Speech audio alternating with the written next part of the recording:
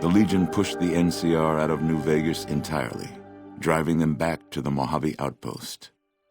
The Legion occupied all major locations, enslaving much of the population and peacefully lording over the rest.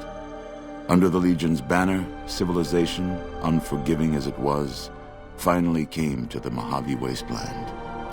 Though the courier himself was just and forthright in his dealings throughout the wasteland, he helped the Legion achieve victory. Caesar honored him with a golden coin, minted in celebration of his contributions and distributed throughout the wasteland. Tabitha and Rhonda went east, through Caesar's land. Occasionally, tales of their exploits found their way back west, though few believed them. Eventually, the stories concerning the duo were collected and published, and proved to be quite popular with children. After a long and eventful life, Raoul's luck finally ran out during his time with the courier. Without organized leadership, the remaining boomers slowly drifted away, leaving Nellis Air Force Base to be flooded by prospectors and scavengers. All of the boomers' accumulated knowledge quickly scattered, and their existence slowly faded from memory. Buried beneath tons of rubble, the Mojave chapter of the Brotherhood of Steel was no more. Those few who were outside the Hidden Valley bunker when it was destroyed settled into new lives, or headed west to find a new chapter to join. Their leaders destroyed by the courier, the fiends scattered throughout the wasteland. Without the organization of Motor Runner, Cook, Violet, and driver Nephi, they were easy prey. After the Legion's victory, Caesar, out of a strange respect for his old fellows, allowed the followers safe passage out of the wasteland. Reluctantly, the followers accepted the offer and abandoned Old Mormon Fort to the Legion. Tricked by the courier and imprisoned by the Legion, Arcade remained Caesar's personal physician for several years. Caesar grew fond of speaking with such an educated man on philosophical matters. Arcade became his unwilling intellectual sparring partner. After years of such servitude, during an unguarded moment, Arcade used a surgical scalpel in his bare hands to disembowel himself.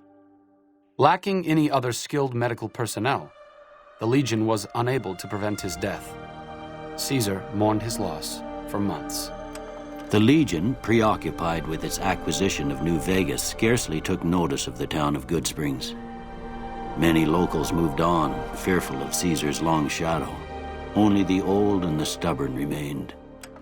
Rose of Sharon Cassidy died as her caravan died. In an unmarked grave, another victim of the Mojave. As reward for their loyal service, Caesar forcibly integrated the great Khans into the Legion. The sick and elderly were killed.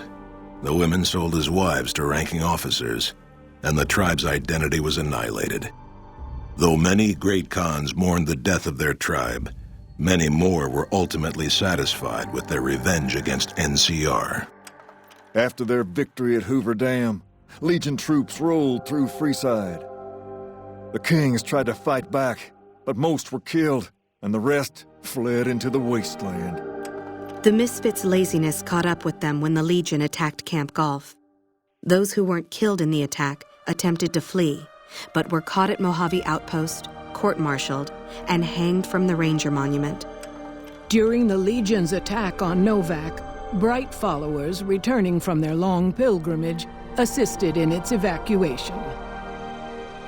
Though Novak eventually fell to the Legion, many citizens of Novak were able to escape, alive and intact. Tired of waiting for the world to be done with him, Boone ventured into the wastes to make his own way out. After Hoover Dam, the leaderless powder gangers at the correctional facility vanished into the wastes, leaving the prison empty.